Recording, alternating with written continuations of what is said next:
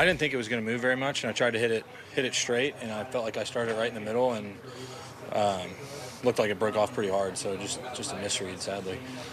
Overall, I know obviously not the result you wanted there in the end. What are your kind of feelings coming out after today?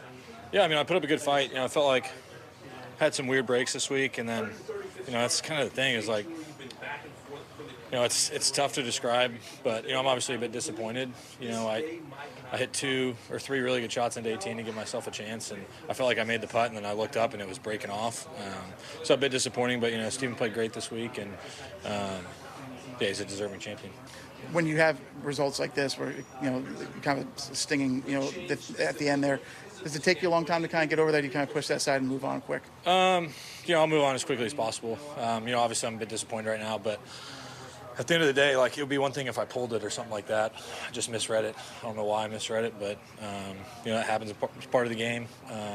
Maybe I could have hit it with some more speed, but I felt like I hit a nice putt, kind of how I wanted to, and just didn't go in. As Brandel said in the telecast, he will likely rue the 22-inch putt that he missed on Friday, making double bogey on the final hole. But on the whole trip, how would you assess Scottie's week? C- is the way I'll give it. I mean, he's got a little bit of work to do, but the areas of the game that are usually solid continue to be rich. And let's take a look at a couple of things he did well. He really pitched and chipped the ball well. Now, you're going to need that the next time he plays. When he drives down Magnolia Lane, he's going to need this kind of pitching and chipping. He had that. Here he is in the first round getting going. That's his second hole of the day, just a tap in. So that's in place. How about the bunker game? And that's part of the short game. And, well, here he is at the 18th. He'd like to hit it up there that close on Friday, but that's a tap in for par at 18. So bunker game's good. Chipping game's good. The only thing we didn't do in round number 1, we chipped it close all day, got it up and down 7 of 7 times. We did not chip it in, although we were close. So here we are on the 4th hole on Friday. And we took care of the chip in. We saw him chip in at Bay Hill. We saw him chip in at Players. So it looked like, okay, we're on the way to 3 in a row. Iron game, beautiful. This week, I know he hit some iron shots that ended up in bad spots. This from 155 yards, stuffs it in there. Just beautiful shot after a misstep at 15, which wasn't really a misstep. He hit a great shot that ended up in the water. He made a double. That was the story of his week. Now, this was also the story of the week.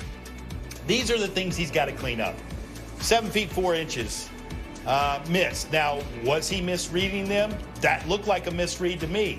There were times here, again, on 18, another 7.5 footer, he missed. So these putts, he was hitting where he wanted. Now, that one, he will rue. There's no question about it. He would like to have that one over.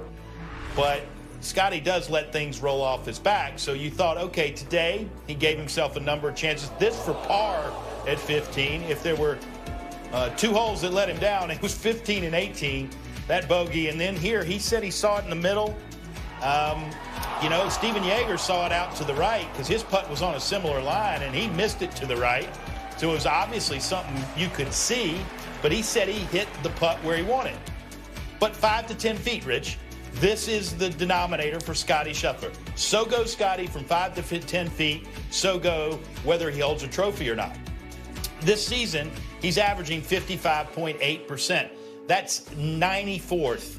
This week, in fact, he was 53%. So he was below his season average, and he was tied for 50th in the field this week from 5 to 10 feet.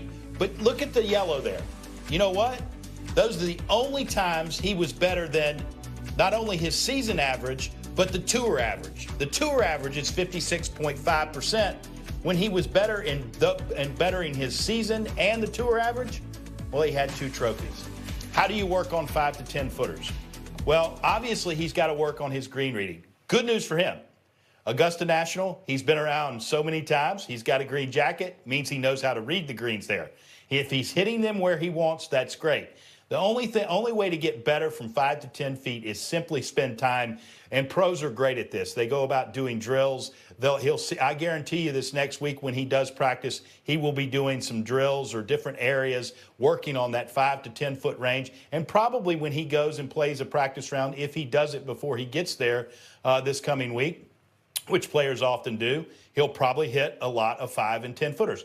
Don't think he's not aware of it. But the great thing about Scottie is he may be aware of this, Rich, but when he plays, it does not bother him or affect him. He's able to put what I may not be doing that great right now, but you can see also how he protected himself. He said, I hit the putt exactly where I wanted on 18. I wish I might have hit it a little harder, but at the end of the day, it wasn't a bad putt. So that means he's in a good spot mentally going to Augusta. And overall, his game is pretty solid in the areas it usually is. Professor Eisenhower is one tough instructor. That is a C- from Tripp for a tie for second. You know, if it's a C- and a T2, standards and expectations are extremely high. And, well, you look at the results this year. 8 starts now for Scottie Scheffler. How about 2 wins, 5 top 5s, 7 top 10s. His worst finish this year was at the American Express, and that was a tie for 17th.